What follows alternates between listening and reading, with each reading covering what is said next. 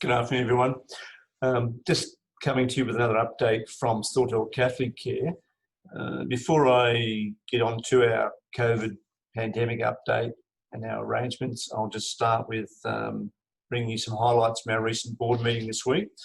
Just some of the items discussed and decided and approved. Firstly, from the board, acknowledgement of all the great work that the staff are doing and their appreciation for that and keeping everyone safe. And also acknowledgement to the residents and the families for the challenge that they've had to endure through these restrictions and difficult times with being able to, have open contact with family and so forth. So they appreciate those difficulties and they appreciate everybody coming together, and they acknowledge the support received and the feedback that they've had from residents and family themselves about the appreciation for our management of the current situation. The board also discussed a number of our recent projects that are in development and proposed for the future. The warm water upgrade project for the Mater is going ahead in the coming weeks. The kitchen dining room upgrades for the Mater also will be getting underway shortly as well.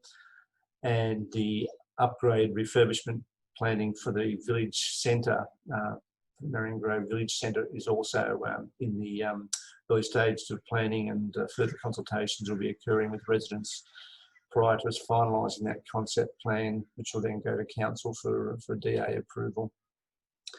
So that they're all underway. The Link project is the bigger news at the moment. It's been coming for a couple of years.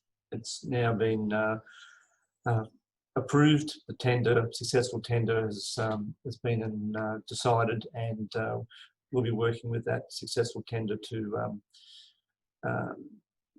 potentially get that project underway as early as October, and with a view to it completing October next year for an opening in spring. So that'll be exciting for all the village residents and our external public as well. So that's on the project scene. Financial situation was positive for end of financial year, which is good in terms of business sustainability. And the situation regarding the updates around the Royal Commission were discussed. That was reviewed as well, and also noted that the Royal Commission meeting this week have been covering hearings regarding the pandemic arrangements in aged care, and also looking at learnings from the aged care sector around pandemic management. So we've been taking on board those findings and reports, and just to make sure that our planning is as good as it can be to keep everybody safe. So the board's Clinical Governance Council subcommittee is across that with our clinical team, and we're provide a lot of feedback to the board around their review of that, involvement with that as well, which was great.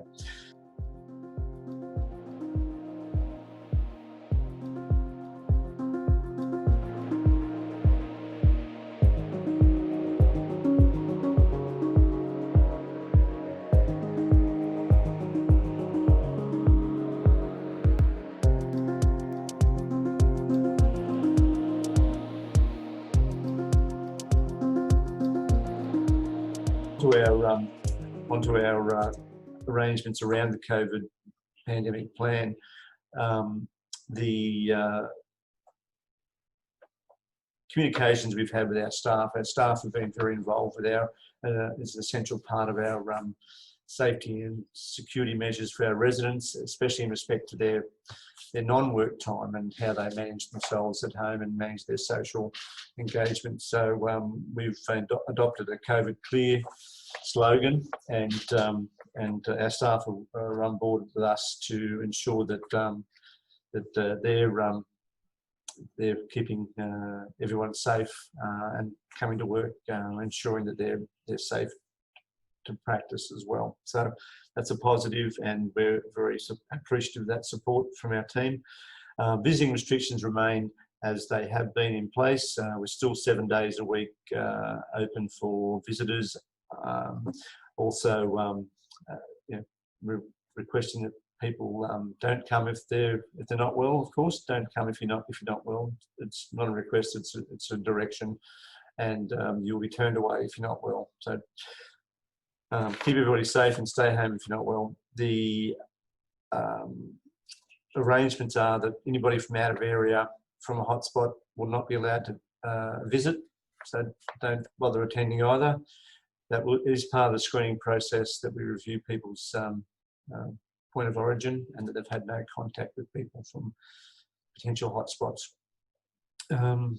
Still 2 visitors per person, and time limitations around those visits, and all visitors must wear a face mask whilst visiting, and they must maintain social distancing as well. So that's in place to keep everybody safe. Visitors themselves don't always know that they've had exposures. They can't always be 100% sure. So the safest course is for everyone to maintain the hand hygiene, the social distancing, the cough etiquette, all those things, staying home if they're not well, all part of the bigger picture. I encourage everyone to download the COVID app from the government's website. That's a great inclusion if you've got the smartphones.